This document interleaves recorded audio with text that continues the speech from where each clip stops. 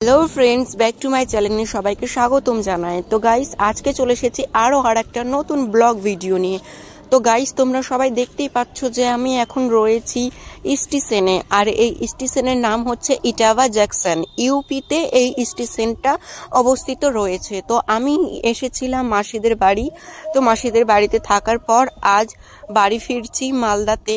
Guys, আমাকে ট্রেনে 2 দিন পর্যন্ত থাকতে হবে। তো পুরো জার্নিটা তোমাদের সাথে আমি শেয়ার করব আজকের ব্লগে। তো ব্লগটা স্কিপ না করে সবাই দেখতে থাকো। গাইস, দেখতেই পাচ্ছ আমার মাসি এবং একটা ছেলে, মানে আমাদের মাসিদের গ্রামের, আর আমি 3জন মিলে আমরা স্টেশনে অপেক্ষা করছি। কারণ রাত্রি 3টাতে আমার ট্রেন আসবে, তাই আমাকে অপেক্ষা করতে হচ্ছে স্টেশনে বসে। কি আর করব, স্টেশনে এত মশা গাইস যে তোমাদেরকে বলে বোঝাতে পারবো না। একটু যে বসবো তার কোনো উপায় নেই, কারণ মশাগুলোতে এত কামড়াচ্ছে, কি আর বলবো। তো যাই হোক, কষ্ট মষ্ট করে ওয়েট করলাম রাত্রি 3টা পর্যন্ত, এবং রাত্রি 3টার পরে ট্রেন এসেছিল, তারপরে আমি ট্রেনে উঠেছিলাম। তো গাইস, এখান থেকে যাওয়ার সময় মানে কি আর বলবো, এতটা মন খারাপ হচ্ছিল যে 22টা দিন এখানে কাটিয়েছি। এই 22টা দিন কত না আনন্দ করেছি, কত না মজা করেছি, সেই দিনগুলো ফেলে রেখে আবার আমাকে মালদা নিজের বাড়িতে ফিরে যেতে হচ্ছে। তো এইসব ভেবে খুবই মানে মনটা খারাপ হচ্ছিল, এবং মাসিরা তো প্রায় কান্না করে বসেছিল আমাকে, মানে বাড়ি যাওয়ার জন্য পাঠাতেই চাইছিল না ওরা, এত জোর করছিল, থেকে যেতে বলছিল সবাই। ওদের গ্রামের মানুষগুলোও খুবই ভালো গাইস, ওরাও মানা করছিল যে যাস না থেকে যা।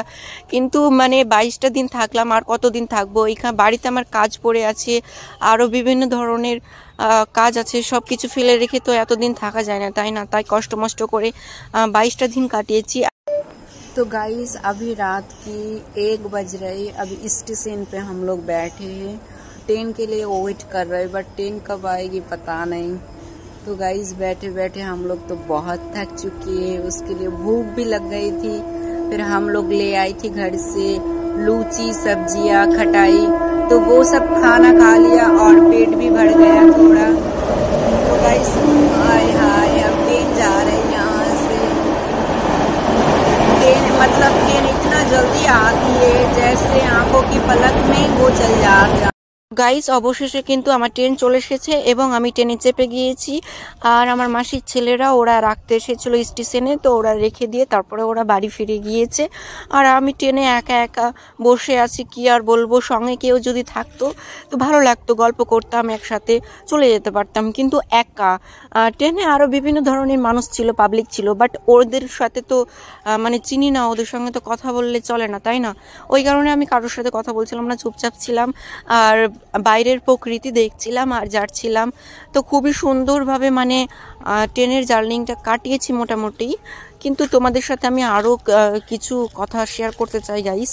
ট্রেনে যারা মানে যাতায়াত করে তারা রাত্রে মানে কিভাবে যে কাটায়, তো একমাত্র তারাই জানে যারা রাত্রি ট্রেন কাটিয়েছে। মানে রাত্রের বেলা ঠিক মতন যে ঘুমাবে সেই জায়গাটাও থাকে না ট্রেনের ভিতরে গাইস, এতটা প্রবলেম। আর কিছু কিছু মানুষ মানে যাদের মানে সিট বুকিং হয়েছিল, আমার সিটটা বুকিং হয়নি, ঠিক আছে? টিকিট কেটেছিলাম ঠিকই, 530 টাকা লেগেছে একজনারই টিকিট কাটতে, কিন্তু সিট বুকিং হয়নি আমার। আর যাদের সিট বুকিং হয়ে গিয়েছে গাইস, ওরা যেন মনে হচ্ছে ট্রেন তো না, নিজের বাড়ি পেয়ে গিয়েছে। একবারে সবাই একদম বসে ঘুমিয়ে, মানে একটা সিটে, পুরো সিটে ঘুমিয়ে গিয়েছে, ঘুমিয়ে ঘুমিয়ে পুরো রাস্তা জার্নিং করছে এবং খাবার খাচ্ছে, মানে সব কিছু ব্রাশ করছে, মানে অল টোটাল মনে হচ্ছে যে নিজের বাড়িতে পেয়ে গিয়েছে। এরকম কিছু কিছু মানুষকে দেখতে পাচ্ছি। আর কিছু কিছু মানুষ একটু ঘুমানোর জন্য এতটা কষ্ট করছে যে পায়খানা, মানে ট্রেনের যে পায়খানা বাথরুম থাকে, সেই পায়খানা বাথরুমের পাশেই মানে বাইরেটাতেই নিচে সবাই ঘুমিয়ে যাচ্ছে। এতটা ঘুমানোর জন্য মানুষ কষ্ট করছে ওখানে। বা ট্রেনের নিচে যে জায়গাগুলো থাকে সেগুলোতেও ঘুমিয়ে যাচ্ছে মানুষ, এতটা কষ্ট করছে। আর যাদের সিট আছে তারা এতটাই নিষ্ঠুর যে একটু মানে পাশের মানুষগুলোকে যে বসতে বলবে নিজের সিটে, সেটা বলছে না। তারা নিজের সিটটা পেয়ে মনে হচ্ছে নিজের বাড়ি পেয়ে গিয়েছে, মানে একদম ঘুমিয়ে ঘুমিয়ে বাড়ি যাচ্ছে আর কি গাইস। তো যে মানে আমি যেটা যেটা এই জার্নিংয়ে এক্সপেরিমেন্ট করেছি সেটাই তোমাদের সাথে আমি শেয়ার করছি গাইস। তো কারো যদি খারাপ লেগে থাকে তো আমাকে ক্ষমা করে দেবে। তো গাইস ফাইনালি দেখো নিউ ফারাক্কায় আমরা পৌঁছে গিয়েছি অবশেষে, মানে আমাদেরকে এক রাত কাটানোর পরে আমি নিউ ফারাক্কায় পৌঁছে গিয়েছি। আর নিউ ফারাক্কা থেকে আমাদের বাড়ি, মানে মালদা তো বেশি দূর না, দু একটা স্টেশন পেরিয়েই আমাদের বাড়ি। আবার গাইস ট্রেনে আমি আর একটা জিনিস এক্সপেরিমেন্ট করেছি, যেটা হচ্ছে ট্রেনের ভিতরে এমন অবস্থা হয়ে গিয়েছে এখন যে ট্রেনের ভিতরে তুমি অল টোটাল জিনিস পেয়ে যাবে, মানে বাজার যেরকম বাজার বসে সেই রকম সব কিছু পেয়ে যাবে ট্রেনের ভিতরে। জামা কাপড়, ব্রাশ, কলগেট এবং খাওয়ার বিভিন্ন ধরনের, ভাত, রুটি, সবজি, আরও মানে কি আর বলবো, সব কিছু অল টোটাল মানে সব কিছুই বিক্রি করতে আসছে ট্রেনে এখন, জানো। ট্রেনে বসে থেকেই মানে তোমাকে বাজার করা হয়ে যাবে, শপিং করা হয়ে যাবে, তোমাকে আর বিশেষ করে কোথাও শপিং করতে যেতে হবে না। এই জিনিসটা আমি দেখলাম, তো ভালোই লাগলো মোটামুটি আর কি। আর কিছু কিছু মানুষকে দেখলাম যে যারা গরিব এবং শরীরের ভিতর থেকে অনেকটা অসুস্থ, তারা ট্রেনের ভিতরে চাইতে আসছিল, তো যে যা পারছিল দিচ্ছিল, কিন্তু বেশিরভাগ মানুষ দেখছি যে ইগনোর করে দিচ্ছিল না গাইস। তো কি আর বলবো, তাদেরকে দেখে খুব কষ্টও লাগছিল। এবং কিছু কিছু মানুষ ছিল যারা হাত পা সব কিছু ঠিক আছে কিন্তু কাজ কাম না করে ওরা দেখছি যে ট্রেনে ভিক্ষা করে খাচ্ছে আর কি। তো এটা করা উচিত না, যেখানে তোমার হাত পা সব কিছু ঠিকঠাক আছে সেখানে তোমাকে কর্ম করে কাজ করা খাওয়া উচিত, তাই না গাইস? এটা মানে তোমরা এটা কমেন্টে বলবে যে এটা ঠিক কি ভুল।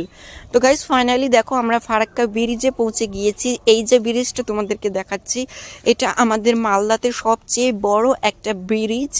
আর এই ব্রিজটা অনেকটাই বড়, জানো গাইস। তো ফাইনালি কিন্তু এই ব্রিজটা পার করেই আমরা বাড়ি পৌঁছে গিয়েছি, বাড়ি না সরি, মানে আমাদের এই স্টেশনে পৌঁছে গিয়েছি। তো ফাইনালি আমি ট্রেন থেকে নেমে গিয়েছি গাইস। আর আমার কাছে 2-3টা ব্যাগ ছিল, যার কারণে আমি ট্রেন থেকে নামার পর স্টেশন থেকে যে স্টেশনের বাইরে আসব সেটা আসতে পারছিলাম না, খুবই কষ্ট করে এসেছি। তারপরে টোটোওয়ালার সঙ্গে আমি মানে ভাড়া চুক্তি করছিলাম, তো টোটোওয়ালা আমাকে দেখে 150 টাকা ভাড়া চাইছে স্টেশন থেকে আমার বাড়ি যেতে, যেখানে এক একজনের ভাড়া 20 টাকা করে মাত্র, সেখানে 150 টাকা চাইছে। আমি তখন বললাম আমি এখানকার ছেলে, আমি জানি কত ভাড়া, ঠিক আছে। তারপরে আমি বললাম যে 50 টাকা দিব, তো ওর বলছে না আমি 100 টাকা দিলে পৌঁছে দিতে পারি। তারপরে আমি বললাম যে না 100 টাকা না, আমি 50 টাকাই দিব। আর তখন সেই ব্যক্তি মানে রাজি হলো না, সে চলে গেল এবং দ্বিতীয় ব্যক্তি আসলো এবং সে আবার রাজি হলো। তারপরে তার টোটোতে চেপে বাড়ি ফিরছি। তো গাইস দেখতেই পাচ্ছ এটা হচ্ছে আমাদের Malda Mangalbari bridge. Hello guys, তো ফাইনালি আমি মানে বাড়ি পৌঁছে গেলাম এবং বাড়ি পৌঁছে এখন মানে স্নান টান করলাম, তারপরে খাবার খেলাম। মানে কি আর বলবো, 2 দিন ধরে ট্রেনের ভিতরে ছিলাম, খাবার খাইনি, আর মানে ঠিক মতন খাইনি, খেয়েছি একটু মতন, আর স্নান টান করিনি গাইস। আর ট্রেনের ভিতরে বুঝতে পারছো এখন গরমকালে কতটা গরম লাগবে। তো একদম পুরো শরীরটা একদম মানে গরমে ঘেমে গেছিলো আর একদম খিচখিচ করছিল বালুতে ধুলোতে। তো স্নান করলাম, খাবার খেলাম, ফ্রেশ হলাম। তো এখন একদম মাইন্ডটা একদম দারুণ, মানে একদম মানে কুল হয়ে গেল আর কি। বাট এখন ঘুম যদি একটু হতো তা খুব ভালো হতো, ঘুমালে তাহলে শরীরটা ফ্রি হতো। ঘুমাতে পারলাম না, এখন আমাকে কাজে যেতে হবে, কারণ আজকে রবিবার আছে। রবিবারের দিন যদি কাজে না যাই তাহলে আমার দোকানদার বারবার সকাল থেকে কিন্তু 4-5 বার ফোন করা হলো এবং আমার কাস্টমারও কিন্তু অনেকবার ফোন করছে আমাকে। তো ওই কারণে আমাকে রেস্ট করা বাদ দিয়ে এখন দোকান যেতে হচ্ছে। তো এখন প্রায় বাসে 9:30, তো 9:30টার সময় দোকান যাচ্ছি এখন খাওয়া দাওয়া করার পর। তো কখন আবার আসবো কে জানি। তো গাইস আজকের ব্লগটা এখানে শেষ করছি। ব্লগটা কেমন লাগলো অবশ্যই কিন্তু কমেন্ট করে জানাবে। আর আমার সাথে থাকার জন্য এবং আরও নতুন নতুন নিত্য দিনের ভিডিও এবং ব্লগ দেখার জন্য কিন্তু অবশ্যই কিন্তু আমাদের চ্যানেলটা সাবস্ক্রাইব করে রাখবে এবং যারা ফেসবুক থেকে দেখছো তারা অবশ্যই ফলো করে নেবে, তাহলে আমার ভিডিওগুলো তোমরা সবাই দেখতে পাবে কিন্তু।